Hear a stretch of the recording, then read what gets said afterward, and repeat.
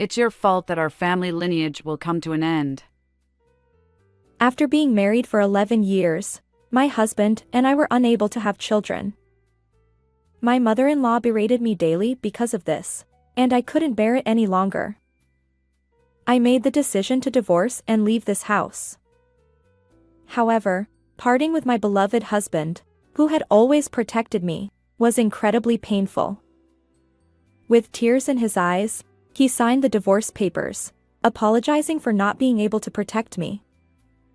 But a few days later, as I packed my belongings, I discovered a hidden diary tucked away on the bookshelf. What's this? I was utterly shocked by the contents of the first page. In that moment, everything I had believed in came crashing down, and my love for him vanished. I got married to my husband Michael when I was 22 years old. He was 5 years older than me and worked as an employee at a company that our business dealt with. He was considerate, kind, and good at his job, making him popular with both men and women.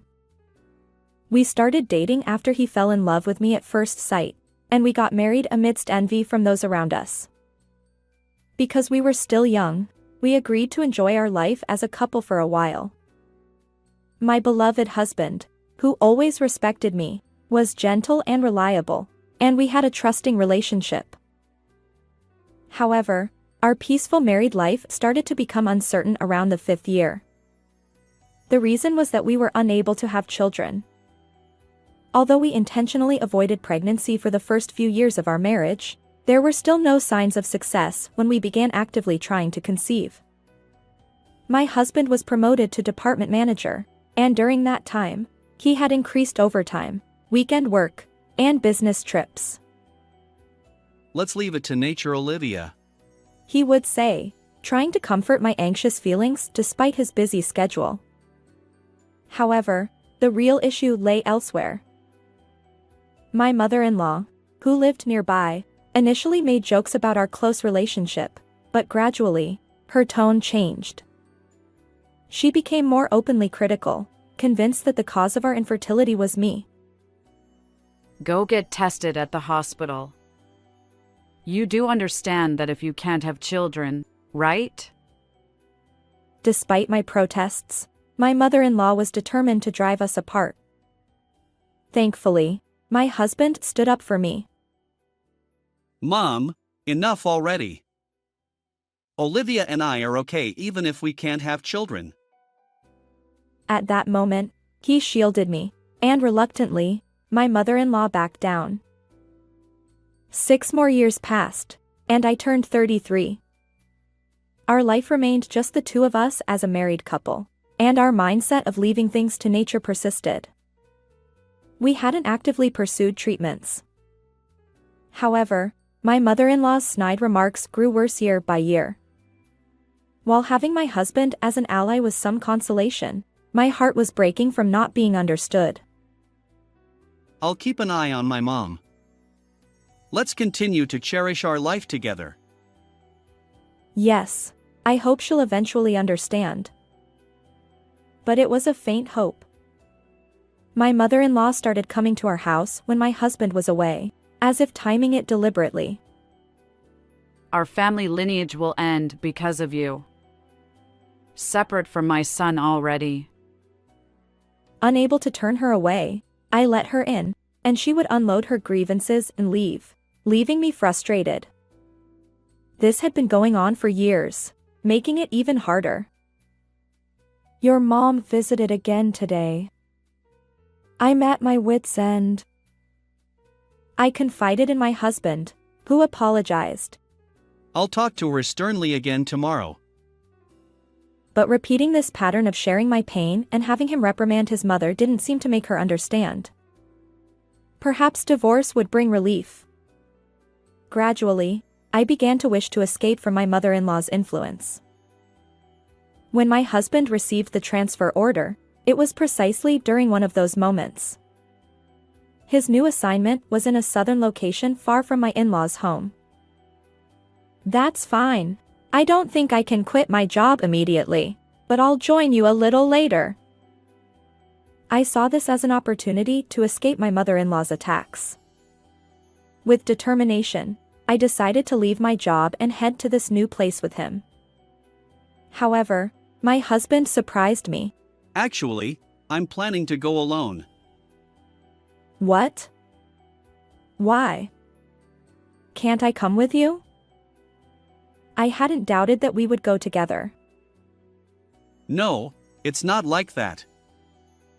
He explained. His transfer was for management guidance at a subsidiary, and he was considered excellent. His superiors expected him to return within a year. The duration might even be shortened to a few months, so quitting my job would be a waste. So you're saying I should stay here alone?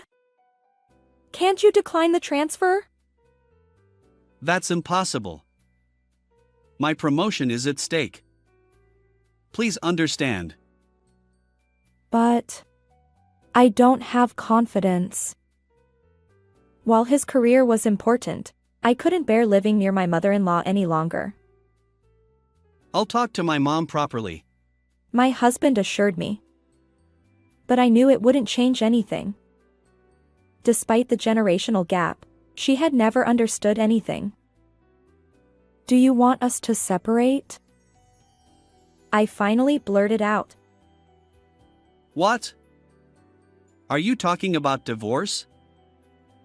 I'm sorry for always relying on you. Maybe the infertility issue is my fault.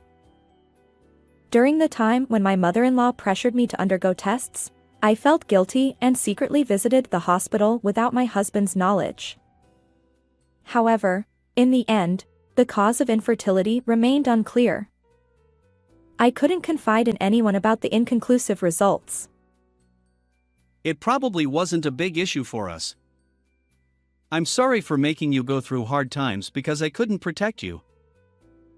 My husband blamed himself, tearfully accepting the divorce. 3 weeks later, I focused on organizing my belongings and finding a new place to move to, aiming for the day of his transfer. It wasn't a bitter separation, but a gaping hole remained in my heart. Losing my beloved husband, I wondered how I would survive alone.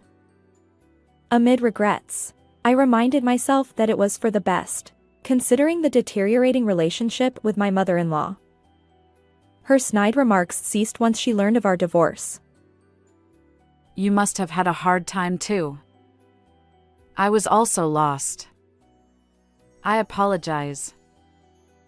While she suddenly spoke humbly on the phone, she must have felt refreshed inside.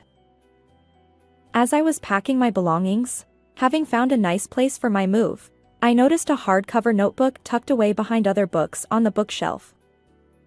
It was positioned as if someone had intentionally hidden it. Curious, I opened it and saw dates written inside. It appeared to be a diary. The handwriting was unmistakably my husband's. I had no idea he kept such a thing.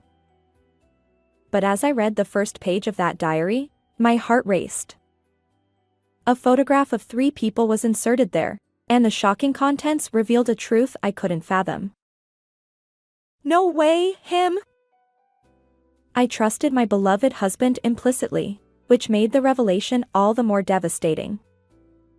In that moment, my love for him vanished. If I hadn't found that diary, I would have remained blissfully ignorant. But now, fueled by intense anger, I decided to confront my husband before my move. I needed to mete out justice. And then it hit me, the sudden change in my mother-in-law's behavior. She must have learned about this from him. Yes, it all made sense. I recalled the day after I'd informed her of our divorce. I see. What I witnessed makes sense now. The events in my head took on a new meaning. From that moment on, I eagerly awaited the day when I could take action. Preparing to leave, I knew my husband had been considerate, working fewer overtime hours since we decided to divorce. When he messaged me about another late night at work, I suppressed my anger and tension, responding in my usual tone. Understood. Take care. The time had come to unveil the truth. After finishing work promptly, I returned home and headed purposefully to the designated location, clutching the familiar diary. 30 minutes later, I arrived at apartment 206 in the neighboring town. Laughter spilled out from the room, creating an unmistakable atmosphere of family togetherness.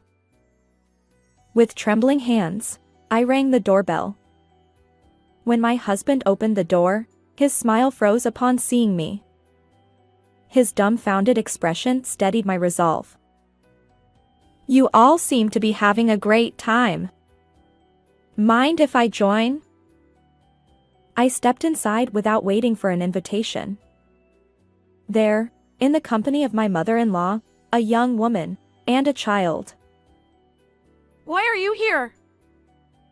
My mother-in-law's eyes widened in surprise when she noticed me.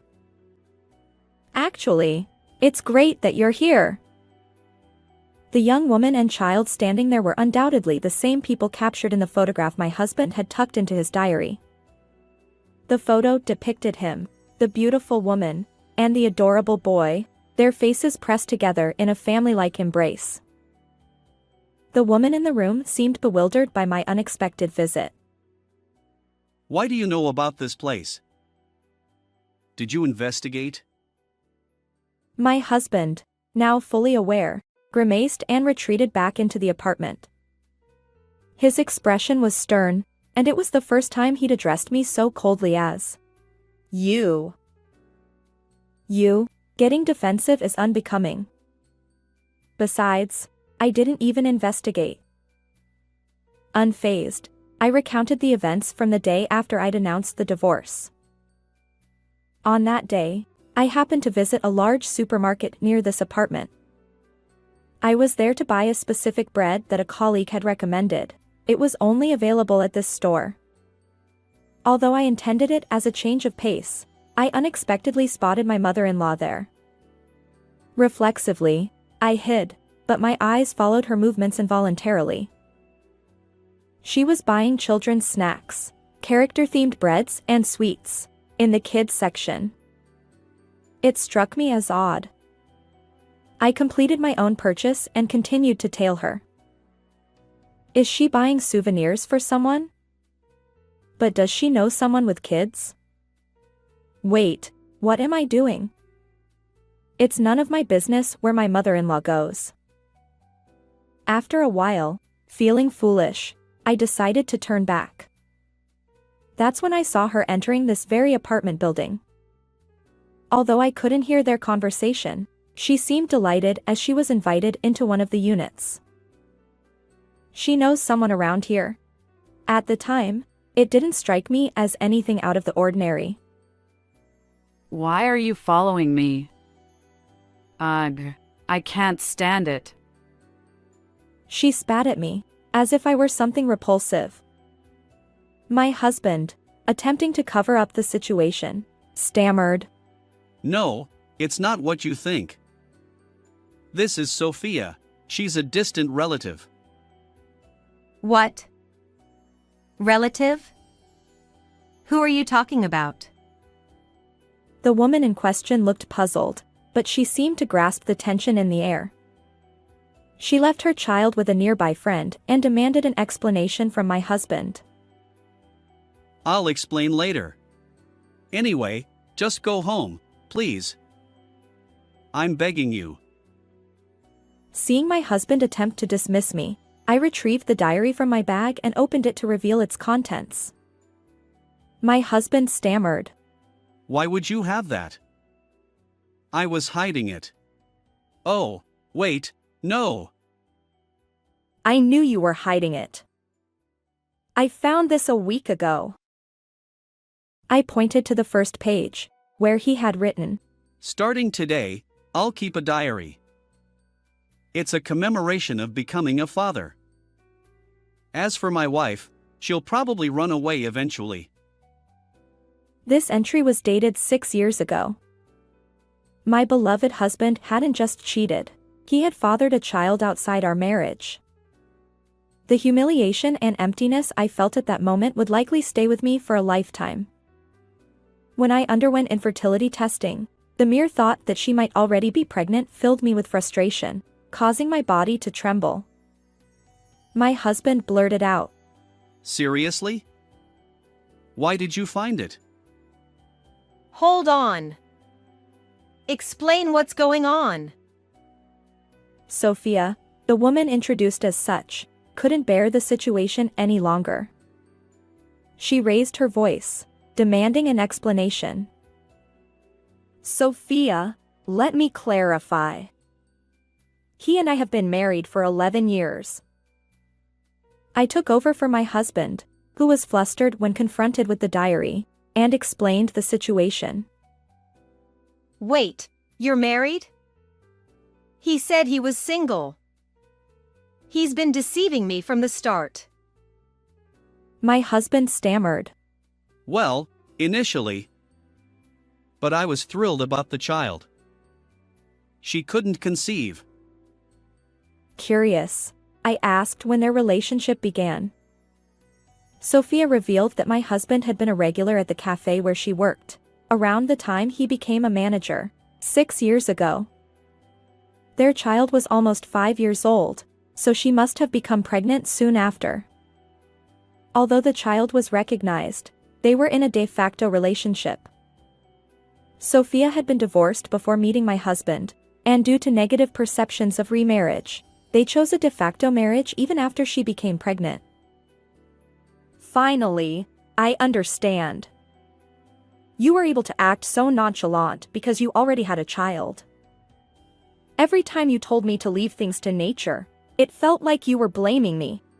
But I have a child, so it's only natural, right? Besides, I treated you kindly. My husband, whom I had thought considerate and gentle, revealed his true self, a self-centered individual. You admit that you deceived both Sophia and me, right? Sophia, arms crossed, stared at him silently. My husband, exposed to the stern gaze of the two women, seemed to have given up on deceiving us. If I said it was all work-related, nobody would suspect a thing. Leading a double life was a breeze. He confessed shamelessly. Apparently, his overtime and business trips weren't work-related after all. Why didn't you divorce me even after going to such lengths? I asked, though I didn't expect a reasonable answer. Because it would have affected my promotion. He replied, his laughter twisted. He was no longer the man I thought I knew. Is that really the only reason? Divorce is common nowadays. Leading a double life is far worse. Well, I was trying to get you to say divorce. If that's the case, I don't need to pay alimony. He pretended to protect me while secretly expecting me to give in to my mother-in-law's long-standing harassment. And your promise to talk to your mom about her behavior was a lie too. Yeah, well, there's no way I could reason with her. I'd just get scolded. So, I encouraged her to harass you even more. Enough. It doesn't matter anymore. A childless wife like you is useless. My mother-in-law suddenly started shouting after being unusually quiet, and her remarks were so unlike those of any other woman. Their twisted dynamic was a textbook example of like mother, like son. What if I hadn't brought up divorce? What was your plan? You can't keep leading a double life forever without getting caught. Yeah, that's right. I thought I was so lucky. Everything was going too smoothly. My husband replied, smugly. Isn't it amazing how God works? I was overjoyed and immediately told my mom about the divorce and the child. My mother-in-law, thrilled to learn about her grandchild, wasted no time and insisted on meeting the child. It turned out that the day I witnessed her visit was the first time she met the child, and my husband was there too. Anyway, it's over between us. I'm marrying Sophia. My husband declared, looking directly at me. Sophia, arms crossed, glared at him with an intensity that could melt steel. Sophia interjected. What? I chose a de facto marriage. I won't marry now, and I'll raise my son alone. Of course, that made sense. How could he suddenly propose marriage in this situation? My mother-in-law erupted. What's going on? I won't allow this nonsense. I've acknowledged the child. I'm the father. My husband shouted back. The two of them continued to argue hysterically. It's your fault you couldn't have children. If only you'd left sooner, I could have held my grandchild earlier. And now you're barging in here like a plague. Exactly. Everything was about to work out perfectly. And it's your fault. In the end, they both blamed me. You brought this upon yourself. Maybe take a moment to reflect on your own actions. We'll be dealing with lawyers from now on, so be prepared. What? You were the one who brought up divorce. I won't pay any alimony. His face twisted into an ugly expression. This man was no longer the person I thought I knew. There is the diary, and I've documented everything. The numerous harassments from your mom over the years. So what? I'll argue that infertility is the reason for our divorce. Exactly. Are you trying to threaten us? In this situation, I felt like sighing because the parent-child relationship seemed utterly hopeless. Even Sophia seemed unwilling to speak. I've recorded every conversation since I arrived here.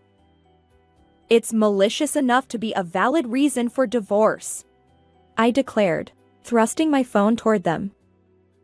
They both winced. My husband stammered. Wait, I was out of my mind today. Let's talk properly again, okay? I was just trying to get my son to see reason. It wasn't my true intention. Finally facing reality, they scrambled to save face, but it was futile. Enough is enough. I don't care about your excuses anymore. We probably won't see each other again. The two of them finally broke down in tears, cursing each other. I greeted Sophia and left the apartment, ignoring my husband and mother-in-law. Afterward, I reported the divorce to my workplace. Rumors of his double life quickly spread to my husband's company. His promotion was cancelled, and he lost his new assignment. He was no longer a manager. My mother-in-law's relentless harassment became public knowledge in the neighborhood. She retreated to her home, living a lonely pensioner's life. My husband, who became penniless after the property division and alimony of $20,000 to me, and after being left by Sophia, with alimony of $7,000 to her and child support payments, eventually quit the company that had become uncomfortable for him. He is now out of touch, not even telling his mother his whereabouts. 3 years after the divorce, I remarried at 36. Now, 6 months pregnant, I cherish this newfound peace. I'm walking forward, determined to create the happiest days ahead. How did you find this story? Don't forget to subscribe to the channel. Until next time in the next video.